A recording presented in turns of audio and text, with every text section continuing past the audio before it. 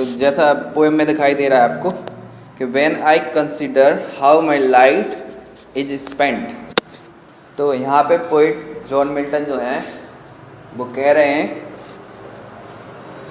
कि जब मुझे ज्ञात हुआ या मुझे पता चला, ठीक है, कि मेरी आंखों की जो रोशनी है चली गई, उन्हें ऐसा आभास हुआ, वो कह रहे हैं कि जब मुझे आभास हुआ कि मेरी आंखों की रोशनी किस प्रकार चली गई है, अचानक से किस प्रकार उनकी आंखों की रोशनी चली गई, यानी दृष्टि उनकी चली गई है, वो अंधे हो गए। Ere half my days in this dark world and wide. कह रहे कि एर का मतलब देखो यहाँ पे क्या है, एवर यानी पहले, यानी ओल्ड टाइम, पहले के टाइम में। तो एर half my days, half my days, यहाँ पे डेज जो शब्द है ना, डेज का मतलब क्या है, जीवन, समझ रहे हो, जिंदगी। वो कह रहे हैं कि मेरे आधा जीवन ही हुआ है और मेरी आंखों की रोशनी किस प्रकार चली गई है। इस शिकायत कर रहे हैं, कंप्लेन कर रहे हैं। किससे करेंगे?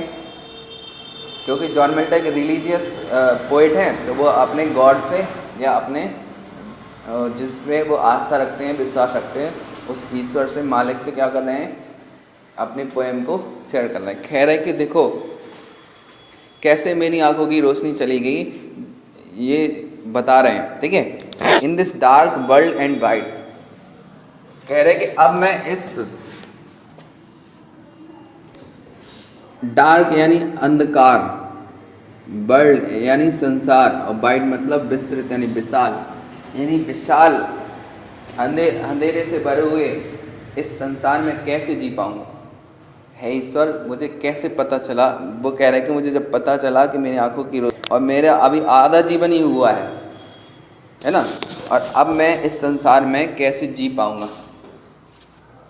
और अभी कितने साल बचे हुए हैं? अगर मान के चलो 40-45 में उनकी चली गई है आंखों की रोशनी, तो 55 साल तो बचे हैं, क्योंकि 100 साल की उम्र उस ज़माने में मानी जाती। तो 55 साल तक, मोर देन 5 years, ठीक है, ऑफ हाफ लाइफ, आधे जीवन से 5 वर्ष ज़्यादा जीना है उनको। वो कैसे जिएंगे इस अंधकार भरी दुनिया में, ठीक है। ये शिकायत करना है अपने ईश्वर से। क्यों? क्योंकि कहीं ना कहीं उन्हें लग रहा है कि ईश्वर ने उनकी आंखों की रोशनी छीनी है, ठीक है, छीन ली। And that one talent which is death to hide. अब देखो यहाँ पे आया, एंड दैट वन टैलेंट, और जो हुनर आपने, जो धन मुझे दिया है, ठीक है। टैलेंट का मतलब यहाँ है राइटिंग स्किल ऑफ पोइट, ठीक है। एक अर्थ ये है, और दूसरा अर्थ है यहाँ पे हमने बताया आपको मुद्रा यानी करेंसी, ठीक है, यानी धन। तो वो कह रहे हैं कि जो धन आपने मुझे दिया है, ये राइटिंग स्किल का, लिखने का जो धन आपने मुझे दिया है। एक राइटर के पास क्या होता है, एक पोइट के पास क्या होता है? लिखने की कला, स्किल ऑफ राइटिंग, ठीक है।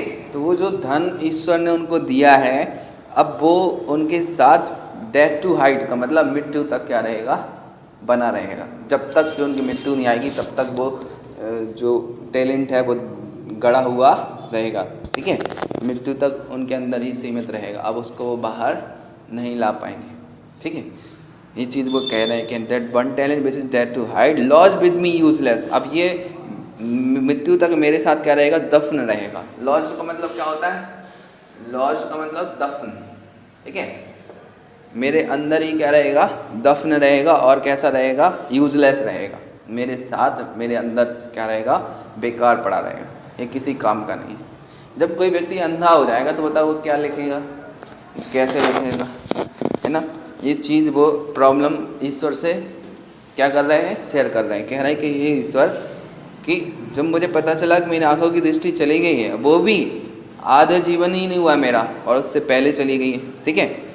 तो मैं इस अंधकार भरी दुनिया में, इस संसार में, इतने विस्तृत और विशाल संसार में कैसे जी पाऊंगा। जो एक टैलेंट आपने मुझे दिया था लिखने का, अब वो टैलेंट मेरे अंदर मृत्यु तक क्या रहेगा, सीमित रहेगा, गड़ा हुआ रहेगा, ठीक है, बेकार पड़ा रहेगा। Though my soul more bent to serve therewith my maker. यद्यपि, फिर भी, वो कह रहे हैं, फिर भी मेरी आत्मा आपके प्रति, यानी मेरे मालिक के प्रति, जिन्होंने मुझे गढ़ा है, जिन्होंने मेरी रचना की है, ठीक है, मुझे बनाया है, ऐसे मालिक के प्रति झुकी हुई है, आज भी उनकी सेवा करने के लिए क्या है, नतमस्तक है। ठीक है, वो ये कह रहे हैं कि ये जो मेरी आत्मा है आज भी आपके चरणों में समर्पित है। ठीक है, आपकी सेवा में सेवा करने के लिए क्या है, सेवा करने के लिए ये तैयार है। ठीक है, and present my true account less he returning side. अब वो कह रहे हैं कि अभी तक वर्तमान में मेरा जो वही खाता है, मेरे पाप और पुण्यों का जो खाता है, वो अभी तक कैसा था, अच्छा था, लेस्ट ही रिटर्निंग साइड। लेकिन अब जब आप से मेरी मुलाकात होगी, ठीक है, तो मैं क्या किया जाऊंगा, देखो इधर साइड का मतलब स्कॉल्ड किया जाऊंगा, डांटा जाऊंगा। मैथ्यू 25 की स्टोरी के जैसे, जो तीसरा मास्टर है, ठीक है, जो वो तीसरा जो सर्वेंट है, उसके तरीके से जब आप मुझसे पूछोगे कि मैंने तुम्हें लिखने की कला दी थी, भाई तुमने कुछ लिखा ही नहीं, कहने का मतलब ईश्वर ने, उसके मालिक ने, उसके मेकर ने उसको क्या दिया था, लिखने की एक कला दी थी, टैलेंट दिया था, और वो टैलेंट जब कभी लिख ही नहीं पाया, ठीक है, जब कुछ रचना ही नहीं कर पाएगा, जब ईश्वर से उसका फेस टू फेस या उसकी मुलाकात होगी, तो फिर वो क्या कहेगा, ईश्वर उसको डांटेगा, उसका मालिक डांटेगा कि भाई तुमने उस टैलेंट का तो उपयोग ही नहीं किया। डॉथ गॉड एग्जिट दे लेबर। तो वो कह रहे हैं क्या ईश्वर, ये जो डॉथ वर्ड आता है, डॉथ वर्ड, ये आर्कुलिको फोलियो वर्जन में है, और इसका सही मीन आज की वर्तमान इंग्लिश में क्या होता है, डज। तो क्वेश्चन कर रहे हैं कि does God exit day labour, क्या ईश्वर दिन भर जो श्रम किया जाता है, मेहनत की जाती है, मजदूरी की जाती है, लाइट डिनाइड, क्या जो जिनकी आंखों की जो रोशनी नहीं है, ऐसे लोगों से भी क्या दिन की मजदूरी मांगता है?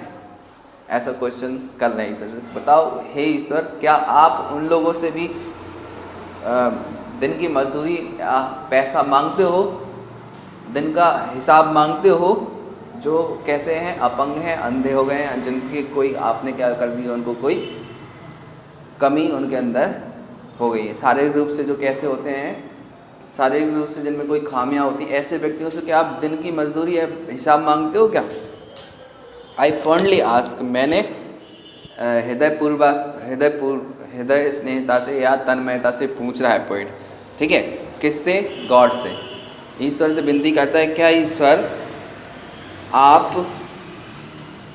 ईश्वर आप दिन का श्रम, दिन भर की मेहनत मजदूरी का हिसाब आप उन लोगों से भी मांगते हो जो विक्षिप्त होते हैं, ठीक है, जो कैसे होते हैं, जिनकी कोई शारीरिक होती है, कोई कमी या खामी होती है, उन लोगों से भी आप ऐसी मतलब इच्छा रखते हो क्या? ठीक है, तो यहाँ जो डॉट आपको नज़र आ रहा है, आस्क, आई फॉन्डली आस्क के बाद एक डॉट लगा हुआ है ना, देखो यहाँ पे आप काउंट करो तो देखो 8 लाइन पूरी हो गई हैं, ऊपर से गिनो 1 2 3 4 5 6 7 8 है ना, 8वीं लाइन चल रही है, गिनो ऊपर से गिनो 1 2 3 4 5 6 7 8 लाइन है ना, 8वीं पंक्ति है कि नहीं बताओ, 1 2 3 4 5 6 7 8, 8वीं लाइन में आप वहाँ पढ़ रहे हो आई फाउंडली आस्क, आस्क के बाद एक पॉइंट रखा हुआ है, एक पॉज है, ठीक है, this is the point which is known as caesura, ठीक है, ये क्या कर रहा है, ऑक्टेव को अलग कर रहा है, किससे? सेस्टेट से, समझ रहे हो? तो 8वीं पंक्ति में जो पॉइंट आपको मिला है, इसी पॉइंट को हम क्या कह रहे हैं यहाँ पे, सिजोरा कह रहे हैं, सी से होती है स्पेलिंग। ये पॉइंट और कहीं नहीं है, देखो पूरी पोएम में कहीं ये फुल स्टॉप है क्या? और किसी जगह नहीं होगा, ठीक है, तो यहाँ से अब आपने पोएम में प्रॉब्लम को बताया, किसने? पोइट ने अपने मालिक को प्रॉब्लम को बताया, लेकिन अब आगे चल के जो सेस्टेड वाला पार्ट स्टार्ट हो रहा है, वहाँ पोइट क्या करेगा, खुद से ही उन प्रॉब्लम का सॉल्यूशन प्रोवाइड करेगा, ठीक है। तो यहाँ पे कह रहे हैं कि but patience to prevent that murmur soon replies, कह रहे हैं कि लेकिन कोई बात नहीं है ईश्वर, अगर आप ऐसा करते हो, ठीक है, ऐसे क्वेश्चन उसने किया तो अब वो जवाब दे रहा है खुद ही से, कह रहा है कि बट पेशेंस मतलब क्या होती है? धैर्य, ठीक है, धैर्य मतलब आप समझते हो सब्र करना, ठीक है, धैर्य रखना। तो कह रहा है कि what patience to prevent that murmur soon replies, कह रहा है कि जो धैर्य है मेरा शीघ्रता से इसका जवाब दे रहा है। जो क्वेश्चन उसने कभी ईश्वर से किया है उस क्वेश्चन का जवाब उसकी पेशेंस दे रही है। और पेशेंस किस रूप में दे रही है? ह्यूमन बीइंग की तरह, एज अ ह्यूमन बीइंग। इस पेशेंस को उसने क्या माना है यहाँ पे? पेशेंस को ह्यूमन बीइंग मान लिया। ह्यूमन बीइंग का मतलब मनुष्य की तरह मान लिया। और जब किसी चीज़ की तुलना मनुष्य से कर दी जाती है, ठीक है, तो वहाँ पे कौन सा अलंकार होता है, कौन सा आपका फिगर ऑफ स्पीच होता है, उसको बोलते हैं पर्सोनिफिकेशन, ठीक है, पर्सोनिफिकेशन। इसको पर्सोनिफाइड कर दिया गया है, यानी हिंदी में से कहते हैं मानवालंकार। आपने पढ़ा होगा मानवालंकार। मानवालंकार के बारे में पढ़ा हिंदी में, तो इंग्लिश में उसे क्या कहते हैं? Figure of personification. तो यहाँ पे पर्सोनिफाइड कर दिया है पेशेंस को। पेशेंस मतलब धैर्य को एक मनुष्य की संज्ञा या रूप दे दिया है। वो कह रहा है कि मेरे अंदर जो ये धैर्य रूपी जो मतलब वो है, एक मनुष्य के रूप में बता रहा है पेशेंस को, ये जल्दी से रिप्लाई देती है और कहती है कि डैट मर्मर, ये जो क्वेश्चन तुम ईश्वर से बड़बड़ा रहे हो ना, शिकायत कर रहे हो। मर्मर मीन्स क्या होता है?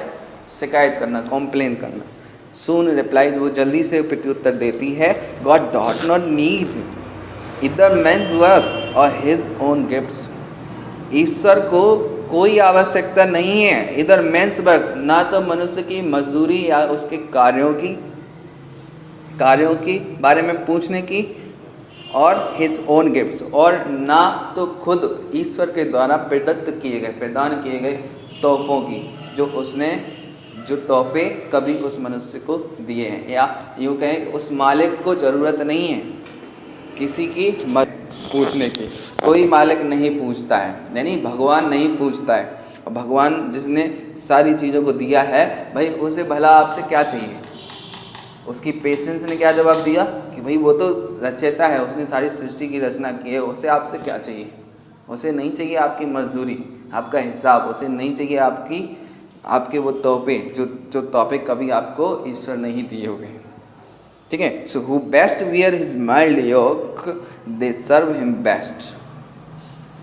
वो जो लोग क्या करते हैं, दुख और दर्द में भी अपना सर्वोत्कृष्ट करके दिखाते हैं, ठीक है। भले उनको कोई पीड़ा, उनकी आंखें ना हो, उनके चलने के लिए पैर ना हो, हाथ ना हो, कोई अपंगता उनके अंदर हो, फिर भी वो लोग जो अच्छा करके दिखाते हैं, दे सर्व हिम बेस्ट। ऐसे लोग ईश्वर की सेवा अपने से जितना उन पे बनता है उससे कहीं अधिक अच्छा करके देते हैं। हिज स्टेट इज किंगली, कह रहा है कि उस ईश्वर की तो ये साम्राज्य, ये जो साम्राज्य है या जो राज्य है वो बहुत विशाल है, ठीक है। उसका जो साम्राज्य है, उसका जो शासन है वो कैसा है? बहुत विशाल है, बहुत बड़ा है। Thousands at his bidding speed, बहुत हजारों लोग जो होते हैं, ठीक है, क्या कर रहे होते हैं? उसकी आज्ञा, बिडिंग मीन्स क्या होती है? आज्ञा का तीव्र गति से क्या कर रहे होते हैं? पालन कर रहे होते हैं। And post over land and ocean without rest, और उसकी एक आज्ञा के सारे मात्र से वो हजारों मील के जो सागर और महासागर हैं या ज़मीनी भूभाग है उसको पार करने के लिए विदाउट रेस्ट, मतलब बिना रुके हुए, बिना आराम किए हुए क्या करने के लिए तैयार है। हजारों मील की दूरी तय करने के लिए तैयार खड़े हुए, ठीक है, उस ईश्वर, उस महान ईश्वर की जिसने सारी सृष्टि की रचना की है। They also serve who only stand and wait, और वो उन लोगों के भी साथ खड़ा हुआ है ईश्वर, उन लोगों के भी साथ है जो व्यक्ति चलने में अक्षम है। लोग जो काम कर रहे हैं वो तो ठीक है, लेकिन जो कुछ करने लायक नहीं है, जिसमें कोई अपंगता है, ईश्वर उनके भी साथ खड़ा हुआ है। उनसे भी ईश्वर को कुछ अपेक्षा नहीं है, ईश्वर को उनसे भी कुछ नहीं चाहिए। ऐसा आपकी पोएम में जिक्र किया गया है। तो